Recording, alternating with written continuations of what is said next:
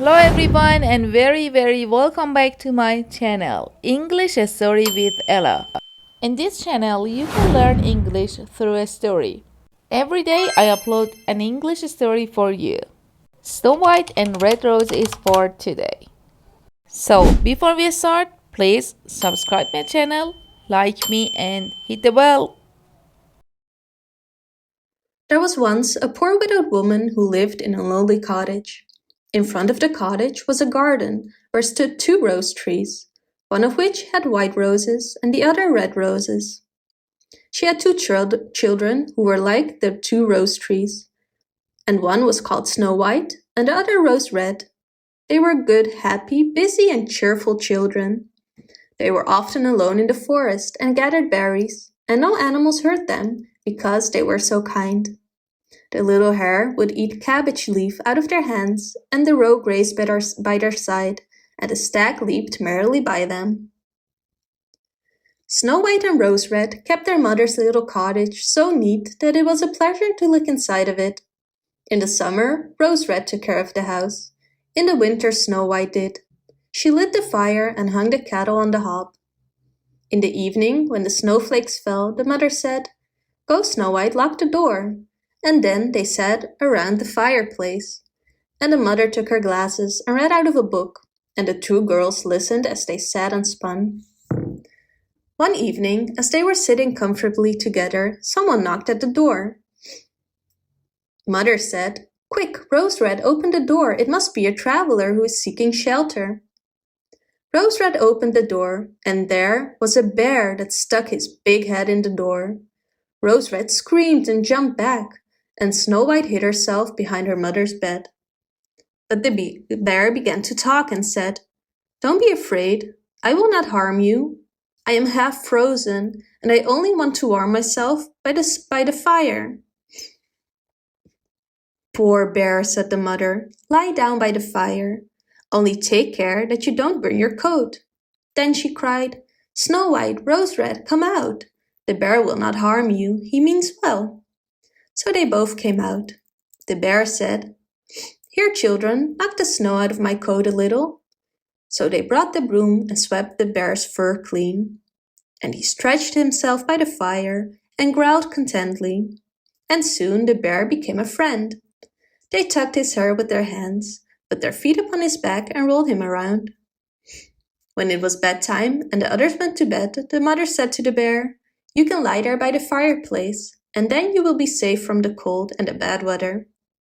In the morning, the two girls let the bear out, and he trotted across the snow into the forest. The bear came every evening at the same time, laid himself down by the fireplace, and let the children amuse themselves with him as much as they liked. And they got so used to him that the doors were never locked until their friend had arrived. When spring had come, the bear said one morning to Snow White, "I must go away, and I can't come back the whole summer." "Where are you going, dear bear?" asked Snow White. "I must go into the forest and guard my treasures from the wicked dwarfs. In the winter, when the earth is frozen hard, they are obliged to stay below and cannot work their way through. But now, when the sun has warmed the earth, they break through it and come out to steal." Snow White was sad to see him go, as she opened the door for him, and the bear was hurrying out. His fur got caught on the door handle, and a piece of his hairy coat was torn off, and it seemed to Snow White as if she had seen gold shining through it, but she was not sure about it. The bear ran away quickly, and soon was out of sight behind the trees. A short time afterwards, the mother sent her children into the forest to get firewood. They found a big tree fallen on the ground, and close by the tree trunk, something was jumping backwards and forwards in the grass, but they could not make out what it was. When they came nearer, they saw a dwarf with an old withered face and a snow-white beard. The end of the beard was caught in the tree, and the little fellow was jumping about like a dog tied to a rope and did not know what to do. He looked at the girls with his fiery red eyes and cried, "Why do you stand there? Can you not come here and help me?" "What are you up to, little man?" asked Rose Red. "You stupid prying goose," answered the dwarf. I was going to split the tree to get a little wood for cooking, but it went wrong and now I'm stuck." The children tried very hard, but they could not pull the beard out.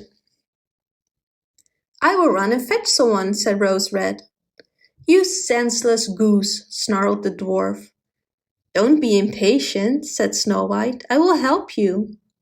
And she pulled her scissors out of her pocket and cut off the end of the beard. As soon as the dwarf was free, he grabbed a bag which was full of gold and grumbled to himself, "To cut off a piece of my fine beard! Bad luck to you!" And then he swung the bag upon his back and went off without even once looking back at the children. Sometime afterwards, Snow White and Rose Red went to catch fish. As they came near the brook, they saw something like a large grasshopper jumping towards the water. They ran to it and found it was the dwarf. "Where are you going?" said Rose Red. "You surely don't want to go into the water." "I am not such a fool," cried the dwarf. "Don't you see that the fish wants to pull me in?" The little man had been sitting there fishing, and unluckily the wind had tangled up his beard with the fishing line. A moment later, a big fish made a bite. The fish kept the upper hand and pulled the dwarf towards him. He held on, but it was of little good, for he was forced to follow the movements of the fish and was in urgent danger of being dragged into the water. The girls came just in time. They held him fast and tried to free his beard from the line. There was nothing to do but to bring out the scissors and cut the beard. When the dwarf saw, he screamed out, "Was it not enough to clip off the end of my beard? Now you have cut the best part of it." Then he took out a sack of pearls which lay in the grass, and without another word he dragged it away and disappeared behind a stone. It happened that soon afterwards the mother sent the two children to town. They noticed a large bird hovering in the air, flying slowly round and round above them. It sank lower and lower, and at last settled near a rock not far away. Immediately they heard a loud cry. They saw with horror that the eagle had seized their old acquaintance, the dwarf, and was going to carry him off. The children grabbed the little man tightly and pulled against the eagle so long that it let go. As soon as the dwarf had recovered from his first fright, he cried with a shrill voice, "Could you not have done it more carefully? You dragged at my brown coat so that it is all torn and full of holes, you clumsy creatures." Then he took up a sack full of his precious stones and slipped away again under the rock. The girls, who by this time were used to his ingratitude, went on their way and did their business in town. On their way back home, they came across the dwarf again, who had laid out all of his precious stones. The evening sun shone upon the brilliant stones. They glittered and sparkled with all colors, so beautifully that the children stood still and stared at them.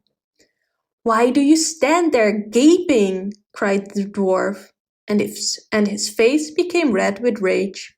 He was still cursing when a loud growling noise was heard, and a bear came trotting towards them out of the forest.